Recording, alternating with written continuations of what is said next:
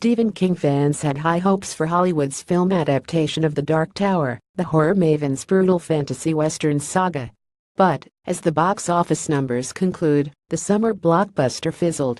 Now that it's been nearly 2 months since The Dark Tower's theatrical premiere, King reflects on what he thinks went wrong. The major challenge was to do a film based on a series of books that's really long, about 3,000 pages, the author tells Vulture in an interview. The other part of it was the decision to do a PG-13 feature adaptation of books that are extremely violent and deal with violent behavior in a fairly graphic way. That was something that had to be overcome. After multiple attempts to make a feature film version of The Dark Tower, Nicholas Arcel landed the coveted director's gig and went to work with Idris Elba as the gunslinger and Matthew McConaughey as his spellcasting nemesis, the Man in Black. The film was envisioned as a companion sequel to King's original story, which was spread across a series of novels, comics, and a children's book.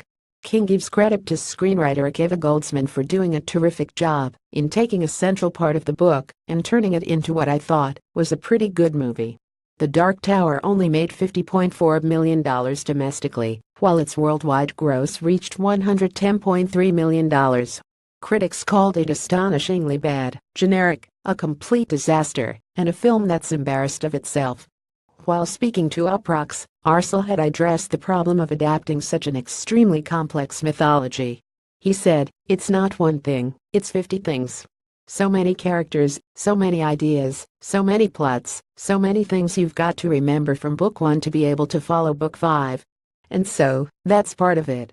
And also part of it is that I think it's also just like, can we gamble? Do we take the gamble on this thing, this unknown thing which is obviously not unknown, because it has millions of fans, including myself." Now there's a television adaptation, which was announced even before the film hit theaters.